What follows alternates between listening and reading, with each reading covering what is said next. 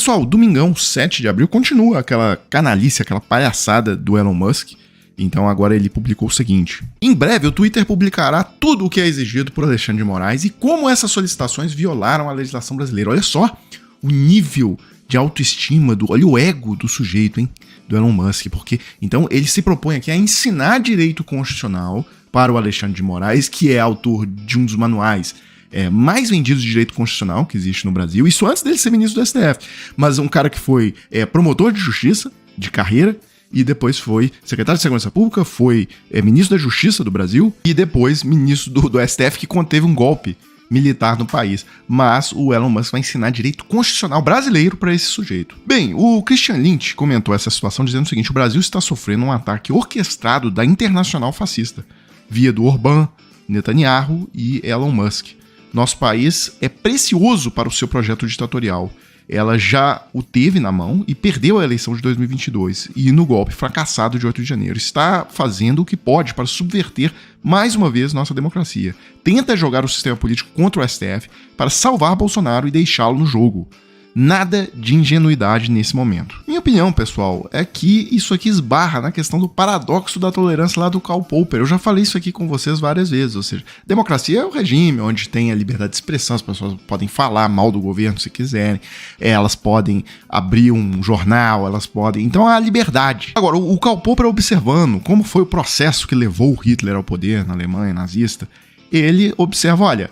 Se nós dermos, se a democracia permitir que aqueles que querem destruir a democracia, ou seja, pessoas que falam abertamente em golpe de Estado, né, o que fazer, por exemplo, com um jornalista que ia todos os dias, num grande veículo de comunicação, cobrar que os militares dessem um golpe de Estado, inclusive ele denunciava os militares legalistas, tá? Falando, não, ó, militar tal não tá aceitando dar o golpe e tal, e colocando pressão em cima dele. Então o que fazer com pessoas, mais do que pessoas, né, um movimento político que pede abertamente, nas ruas, enfim, em todos os espaços, uma ditadura no país, ou seja, o fim da tripartição de poderes, o fechamento dos demais poderes e a introdução do Bolsonaro como ditador do Brasil.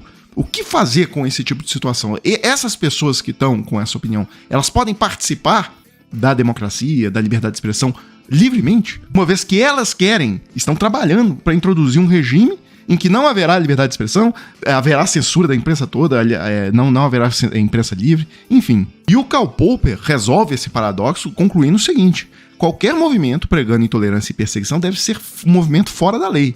Por mais paradoxal que seja, defender a tolerância exige não tolerar o intolerante. E é o seguinte, a história sempre se repetindo, né? Até meio cansativo. O momento que nós vivemos no Brasil agora é o momento do putsch, do golpe da cervejaria de Munique. Tá? O Hitler, para quem não sabe, o Hitler antes de assumir o poder por meio de eleições, em 1933, ele antes disso, 10 anos antes, em 1923, ele tentou assumir o poder por meio de um golpe de Estado mesmo. Colocou ali milhares de militantes do Partido Nazista nas ruas em Munique, e eles saíram nas ruas pedindo a derrubada do governo em questão e tal, e ele foi preso, tá, em função disso. Porém, em função da pressão dos nazistas, em função da pressão do movimento nazista, que é a mesma quadra da história que a gente vive agora, tá? Vocês vejam que tem as condenações em função da tentativa de golpe, em função do 8 de janeiro, etc. Mas os bolsonaristas estão pressionando fortíssimo, fazendo inclusive uma campanha internacional que entra aí essa pressão do Elon Musk, entra nesse contexto. E, em função disso, 9 meses depois, o Hitler foi solto. E aí, a partir disso, uma vez libertado, Hitler redirecionou o seu foco para a obtenção do poder através de meios legais, e não através da revolução ou da força, né, do golpe. E, consequentemente, mudou suas táticas, desenvolvendo ainda mais a propaganda nazista. Esse momento que nós estamos na história também tem paralelo com 1955 no Brasil, tá? Porque do contragolpe preventivo lá do general Henrique Teixeira Lott. A extrema-direita, na época, não queria permitir a posse do Juscelino Kubitschek.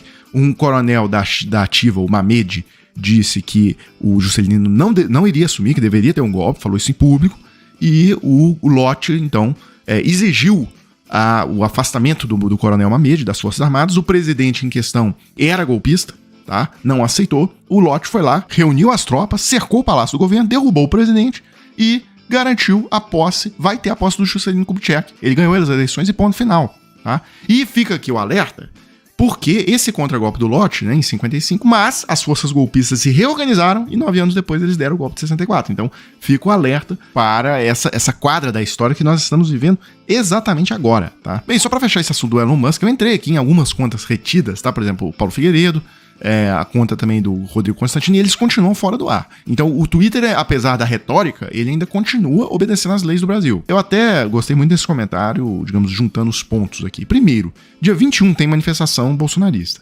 Segundo, eles precisam cavar um motivo para unir a base. Terceiro, o post do Elon Musk provocando o STF. Quarto, bolsonaristas pedem CPI contra o STF. Quinto, o gado afetado e doido para ir às ruas pela liberdade. Se trata de marketing, marketing, marketing em todo lugar. Bem, eu só queria fechar esse vídeo, pessoal. O Roda Viva convidou o Flávio, na próxima segunda-feira, dia 8, né, amanhã, para uma entrevista, né? Qual que é a conveniência de se entrevistar o Flávio Bolsonaro nesse contexto de golpe de Estado e etc? Então, eu relembrei aqui, porque teve muita discussão sobre essa questão da ascensão do Bolsonaro em 2011, 2012, 2013, que ele ia naqueles programas de baixo orçamento, Rede TV e etc. E esse pessoal queria audiência, então eles escolheram ali o mais bizarro do Congresso Nacional. Aquele que representava toda a bizarrice e era alguém que podia, com as palhaçadas e com as coisas absolutamente inacreditáveis, ele podia fazer a audiência subir. Então foi uma época em que Bolsonaro frequentou Luciana Gimenez, CQC na Band, etc. E aquilo ali contribuiu para a ascensão do Bolsonaro. Já matou alguém? Não, não cheguei a matar. Já tomou um tiro? Não, não tomei não. Você viu guerra? Não, não servi não. Então você é militar de bosta. Por que você mentiu? Comeu a galinha? Foi só uma picadinha na cloaca, não. Você comeu sim. Por que mentiu? Admite que mentiu? Você comeu a galinha? Admite. Deu uma voltinha aqui, amor. Parece um... Se seu filho se apaixonasse por uma negra, o que você faria? Ô, Preta, eu não vou discutir promiscuidade com quem quer que seja. Eu corro esse risco que meus filhos foram muito bem educados e não viveram em ambiente como, lamentavelmente, é o teu.